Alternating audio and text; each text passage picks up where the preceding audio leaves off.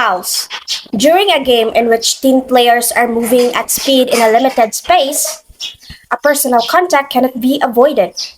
A foul is an infraction of the rules concerning illegal personal contact with an opponent and or unsportsmanlike behavior. Any number of fouls may be called against a team. Irrespective of the penalty, each foul shall be charged, entered on a score sheet against the offender, and penalized accordingly. The general principles of contact. Now, the cylinder principle is defined as the space within an imaginary cylinder occupied by a player on the floor. It includes the space above the player and is limited to the front by the palms of the hand, the rear by the buttocks, and the sides by the outside edge of the arms and legs. The hands and arms may be extended in front of the torso, no further than the position of the feet, with the arms bent at the elbow side of that the forearms and hands are raised. The distance between his feet will vary according to his height. The principle of verticality. During the game, each player has the right to occupy any position, which is cylinder, on the court not already occupied by an opponent. This principle protects the space on the floor, which he occupies, and the space above him when he jumps vertically within that space. As soon as the player leaves his vertical position and body contact occurs with an opponent who had already established his own vertical position, the player who left his vertical position is responsible for the contact. The defensive player must not be penalized for leaving the floor vertically or having his hands and arms extended above him within his own cylinder. The offensive player, whether on the floor or airborne, shall not cause contact with the defensive player in an illegal guarding position by using his arms to create additional space for himself or clear out, and spreading his legs or arms to cause contact during or immediately after a shoot for a field goal. A player who is in the air. A player who has jumped into the air has the right to land at the same place or another place on the court, provided that the landing place and the direct path between the takeoff and landing places are not occupied by an opponent. At the time of takeoff, if the jumper's momentum causes contact with an opponent who has taken a legal guarding position beyond the landing place, the jumper is responsible. An opponent may not move into the path of a player who has jumped into the air.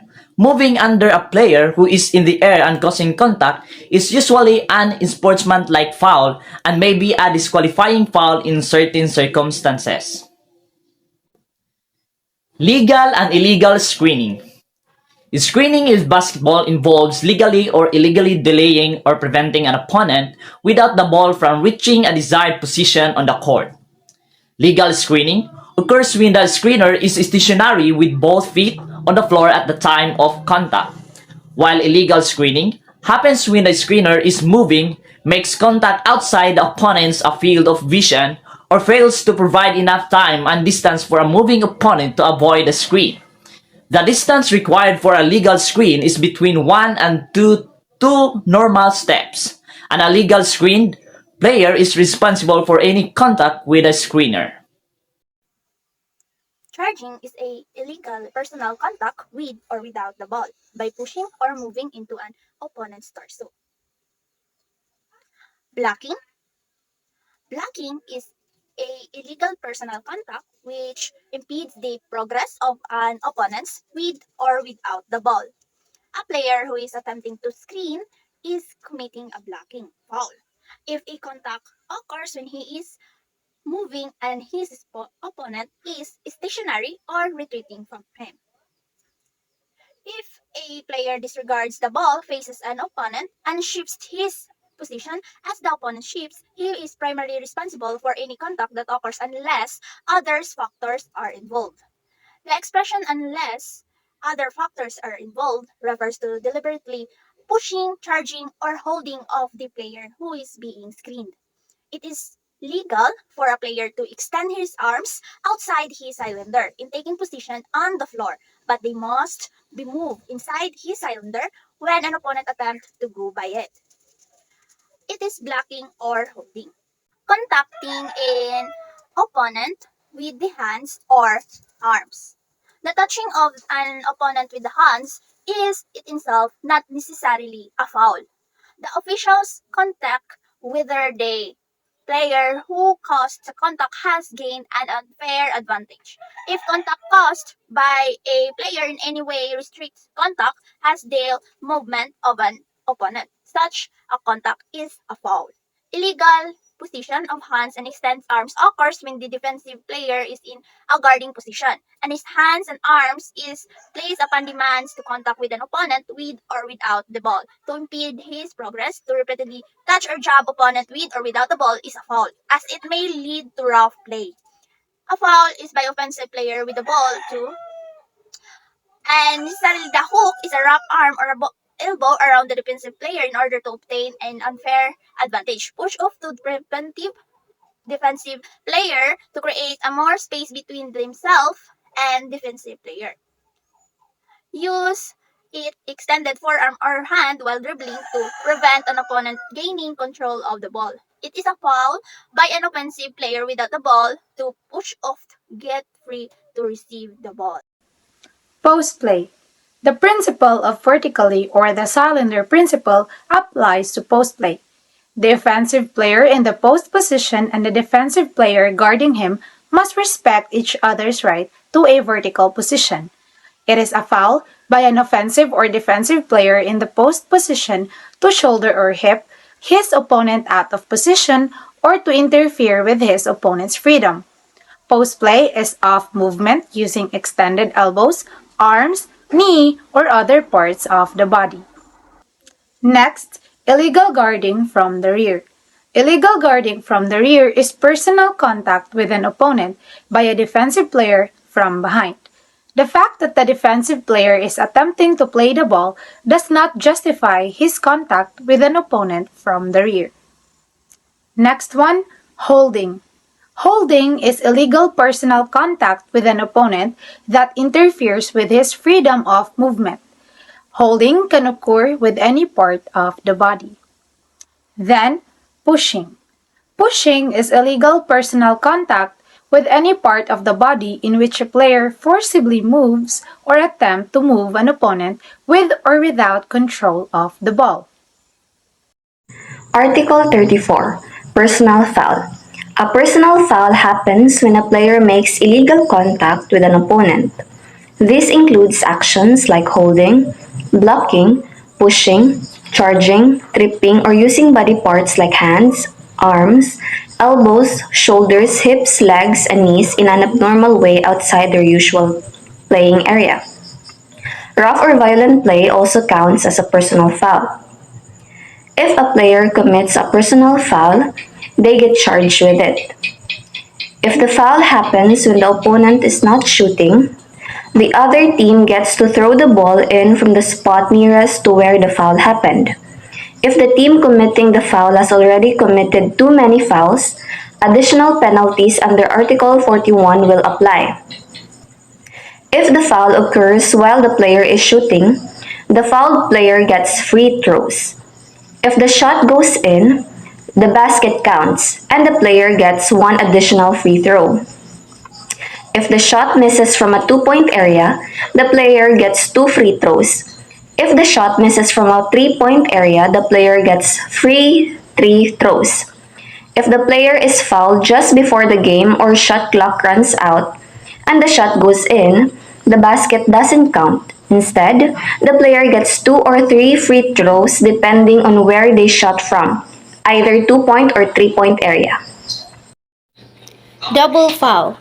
A double foul occurs in basketball when two opponents commit personal fouls against each other at roughly the same time. This situation results in both players being charged with a personal foul. However, no free throws are awarded for a double foul. The game is then resumed according to specific rules. First, if a valid field goal, last free throw, or only free throw is made at the same time, the ball is given to the non-scoring team for a throw-in from the end line. Second, if a team was in control of the ball or entitled to it when the ball foul occurred, that team is awarded the ball for a throw-in from the nearest spot to the foul. Third, if neither the team had control of the ball nor was entitled to it, a jump ball situation is initiated to determine possession. Unsportsmanlike foul. An unsportsmanlike foul in basketball is a player contact foul that, in the judgment of the official, is not a genuine attempt to directly engage with the ball within the spirit and intent of the rules. Key points regarding unsportsmanlike fouls include consistent interpretation. Unsportsmanlike fouls must be consistently interpreted throughout the entire game to maintain fairness.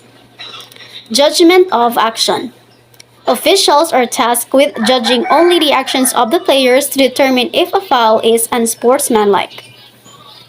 Principles for determining unsportsmanlike fouls. First, lack of effort. If a player shows no effort to play the ball and contact occurs, it is deemed an unsportsmanlike foul. Second, excessive contact. If a player, while attempting to play the ball, causes excessive contact or a hard foul, the contact is considered unsportsmanlike. Third, normal play. If a player commits a foul while genuinely trying to play the ball or normal play, it is not classified as an unsportsmanlike foul. So let's talk about the penalty. A penalty is an unsportsmanlike foul should be charged against the offender. So, free throws shall be awarded to those players who was fouled, followed by a throw-in at the center line extended opposite the scorer's table. Next is a jump ball at the center to begin the first period. So the number of free throws shall follow. If the foul is committed on a player not in the act of shooting, 2 free throws shall be awarded. However, if the foul is committed on a player in the act of shooting, if made shall count, and in addition, 1 free throw will be awarded. So last but not the least, if the foul is committed on a player in the act of shooting who fails to score, 2 or 3 free throws will be awarded. The next thing is the disqualifying foul. It means any flagrantly unsportsmanlike behavior by a player, substitute, coach, assistant coach, or team follower. So a player shall be disqualified if he's in charge with 2 unsportsmanlike fouls, but not just the players. A coach can also be disqualified when. So here's the examples. If he is charged with 2 technical fouls as a result of his unsportsmanlike fouls. Number 2, the number of free throws shall be follows also, just like the penalty. So if the foul is committed by a player in act of shooting, or if it is a technical, 2 free throws will be awarded. In addition, if the foul is committed on a player in the act of shooting, if made shall count. And in addition, free throws, only 1 free throw will be awarded. And last but not the least, if the foul is committed on a player in the act of shooting who fails to score, 2 or 3 will be awarded. Now, let's talk about the technical foul regulations of Article 38. First, we have the rules of conduct. The proper conduct of the game demands the full and loyal cooperation of the members of both teams, including players, substitutes, coaches, assistant coaches, and team follower with the officials, table official, and commissioner. Each team shall do its best to secure victory, but this must be done in the spirit of sportsmanship and fair play. The official may prevent technical fouls by warnings or even overlooking minor technical infractions of an administrative character which are obviously unintentional and have no direct effect upon the game, unless there is repetition of the same infraction after the warning. If a technical infraction is discovered after the ball is live, the game shall be stopped and a technical foul charged. The penalty shall be administered as if the technical foul had occurred at the time it was charged. Whatever occurred during the interval between the technical infraction and the game being stopped shall be valid. Next is the violence. Acts of violence may occur during the game, contrary to the spirit of sportsmanship and fair play. This should be stopped immediately by the officials and, if necessary, by public order enforcement officers.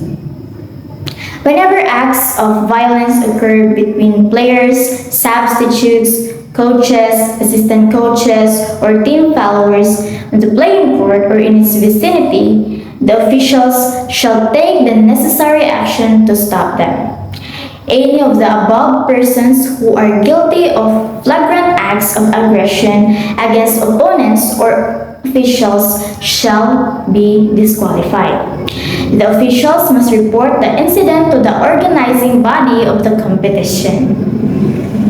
Public order enforcement officers may enter the court only if requested to do so by the officials.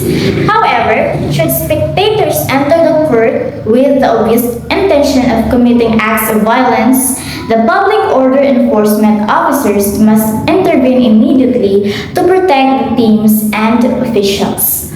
All other areas, including entrances, the exits, hallways, dressing rooms, and etc. come under the jurisdiction of the organizing body of the competition and the public order enforcement officers. Physical actions by players, substitutes, coaches, assistant coaches, and team followers which could lead to damaging of game equipment must not be permitted by the officials. When behavior of this nature is observed by the officials, the coach of the offending team shall be given a warning immediately. Should the actions be repeated, a technical foul shall immediately be called on the individual involved.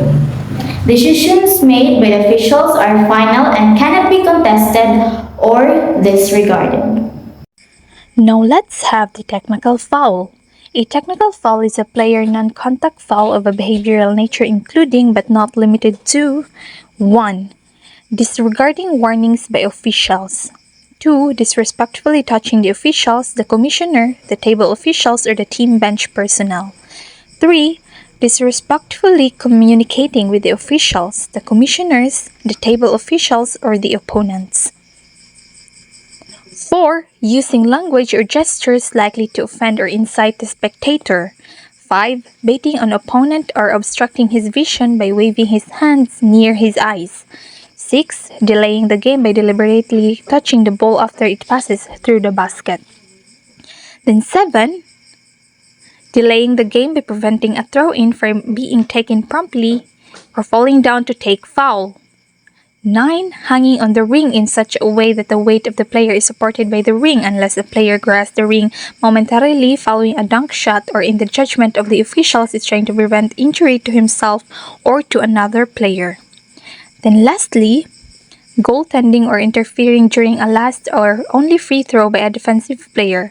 1 point shall be awarded to the offensive team, followed by the technical foul penalty charge against the defensive player. Now, if a technical foul by a coach, assistant coach, substitute, or team follower is a foul for disrespectfully communicating with or touching the officials, the commissioner, the table officials, or the opponents, or an infraction of a procedural or an administrative nature. Now, let's proceed to the penalty. If a technical foul is committed, by a player, a technical foul shall be charged against him by a player foul and shall count as one of the team fouls. However, if a technical foul is committed by a coach, assistant coach, or team follower, a technical foul shall be charged against the coach and shall not count as one of the team fouls. Now, if 2 free throws shall be awarded to the opponents, it should be followed by a throw-in at the center line extended opposite to the scorer's table and a jump ball at the center circle to start the first period. Fighting. A fighting is a physical interaction between two or more opponents. For example, players, substitutes, coaches, assistant coaches, and team followers. This article only applies to substitutes, coaches, assistant coaches, and team followers who have leave the confines of the team bench area during a fight or during any situation which may lead to a fight. Role. Substitutes or team followers who leave the team bench area during a fight or during any situation which may lead to a fight shall be disqualified. Only the coach and or assistant coach is permitted to leave the team bench area during a fight or during any situation which may lead to a fight, to assist the officials to maintain or to restore order. In this situation, he shall not be disqualified. If a coach and or assistant coach leaves the team bench area and does not assist or attempt to assist the officials to maintain or to restore order, he shall be disqualified. Penalty. Irrespective of the number of substitutes, coaches, or team followers disqualified for leaving the team bench area, a single technical foul shall be charged against the coach. If members of both teams are disqualified under this article and there are no other foul penalties, the game shall not be resumed as follows. If a valid field goal is scored at approximately the same time, the ball shall not be awarded to the scoring team for a throw-in or from the end line. If a team had control of the ball and was entitled to the ball shall be awarded to this team for a throw-in at the center line extended, opposite to the scorer's table. If neither team has control or nor was entitled to the ball, a jump ball situation occurs. All disqualifying fouls shall be recorded as described in the 8.3 and shall not count as a team foul. All foul penalties occurring before the fighting situation shall be dealt with in accordance with Art 42 or special situation.